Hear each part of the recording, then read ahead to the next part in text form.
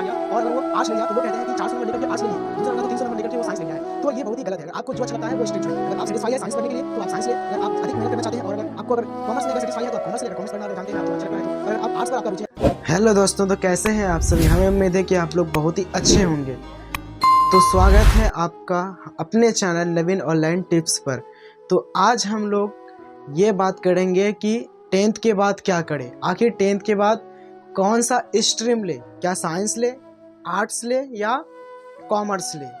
तो जब भी कोई बच्चा 10th कर लेता है तो एक ही सवाल रहता है कि 10th के बाद आखिर हम कौन सा स्ट्रीम चुने, चाहे साइंस चुने, आर्ट्स चुने या कॉमर्स चुने। बहुत सारे बोर्ड में तो एग्ज़ाम हो चुका है, लेकिन कुछ बोर्ड में अभी एग्ज़ाम चल रहा है 10th का।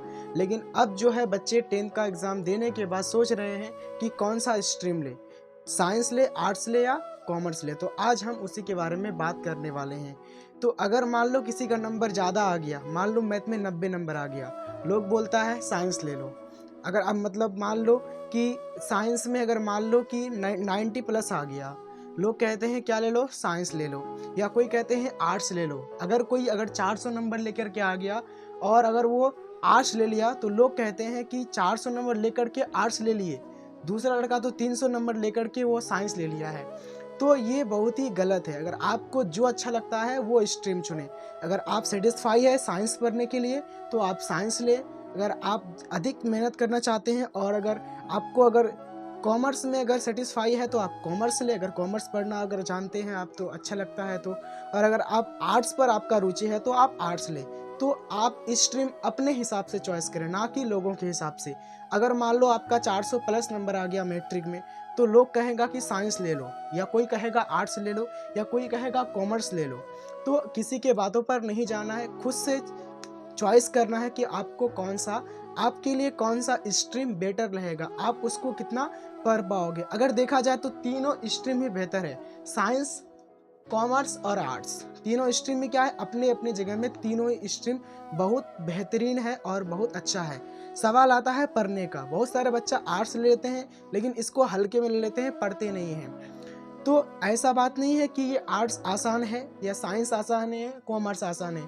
तीनों अपने अपने जगह में सही है। अब हम लोग बात करेंगे कि आखिर 10 के बाद क्या करें। तो आज हम वही टॉपिक पर वीडियो बना रहे हैं कि 10 के बाद आखिर कौन सा स्ट्रीम ले।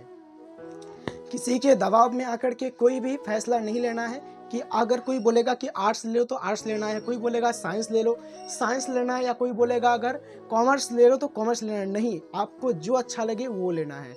तो सबसे पहले अगर हम बात करें साइंस का, 10 क्लास में सबसे पहले बात करें किसका, साइंस का। क्योंकि हमको अगर 10th के बाद अगर साइंस ले तो आपको 2 साल पढ़ना होता है, 11th और 12 में जाकर के आपका बोर्ड का फाइनल एग्जाम होता है।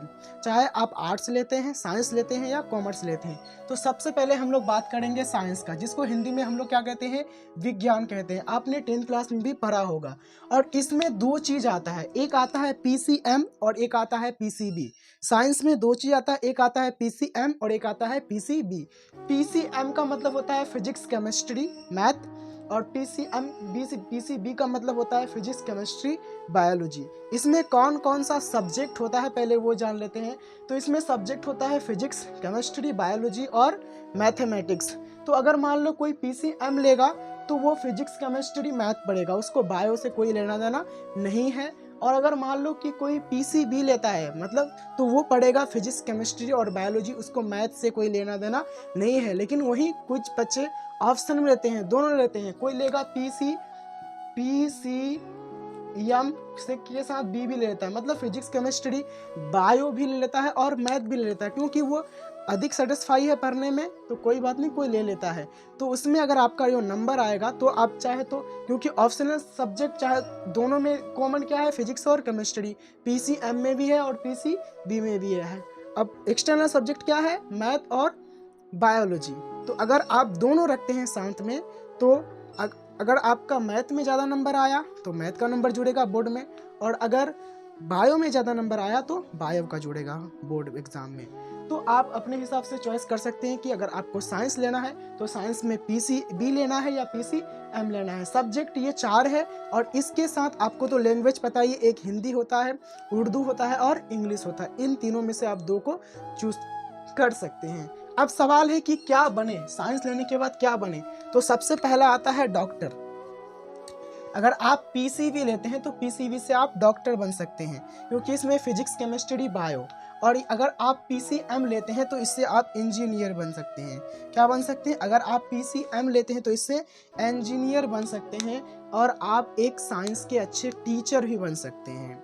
अब बात करते हैं हम लोग कॉमर्स का, जिसको हिंदी में हम लोग क्या कहते हैं? वाणिज्य। क्या कहते हैं? वाणिज्य कहते हैं। इसमें अगर सब्जेक्ट की बात करा जाए तो इसमें सब्जेक्ट होता है 4। एक होता है अकाउंटेंसी, जिसे हम लोग शॉर्ट में अकाउंट कहते हैं। एक होता है बिजनेस स्टडीज, जिसको हम लोग शॉर्ट में क्या कहते हैं? BST कहते हैं। और एक होता है इकोनॉमिक्स, जो आर्ट्स में भी होता है। एक तीसरा सब्जेक्ट क्या है इसमें? इकोनॉमिक्स। और चौथा सब्जेक्ट है इसमें इंटरफेरेंस, जिसको हिंदी में शॉर्ट में क्या कहते हैं? EPS कहते हैं। तो ये है कॉमर्स का 4 सब्जेक्ट। अब सवाल है कि कॉमर्स रख करके क्या बन सकते हैं। तो आप एक चार्टेड अकाउंटेंट बन सकते हैं, जिसको हम लोग CA कहते हैं, या आप कंपनी में कोई सेक्रेटरी बन सकते हैं। ठीक है।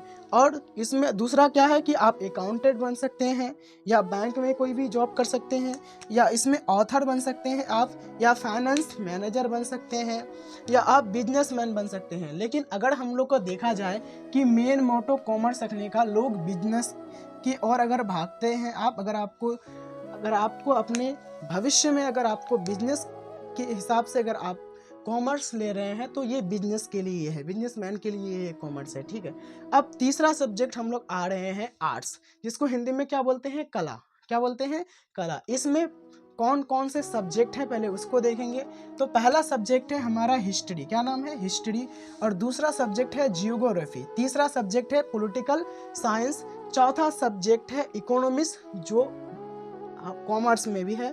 और चौथा सब्जेक्ट है, पांचवा सब्जेक्ट क्या है कि होम साइंस। उसके बाद क्या? सोशोलॉजी है, फिजियोलॉजी है, फिलोसफी है और म्यूजिक है। लेकिन अगर हम लोग देखा है कि ज़्यादातर जो बच्चा है तो वो history, geography, political science, economics और होम साइंस रखता है। ये कम ही बच्चा रखता है, क्योंकि ये सोशोलॉजी, फिलोसफी और ये म्यूजिक है। ठीक है। अब सवाल आता है कि आर्ट्स रख करके आप क्या क्या बन सकते हैं।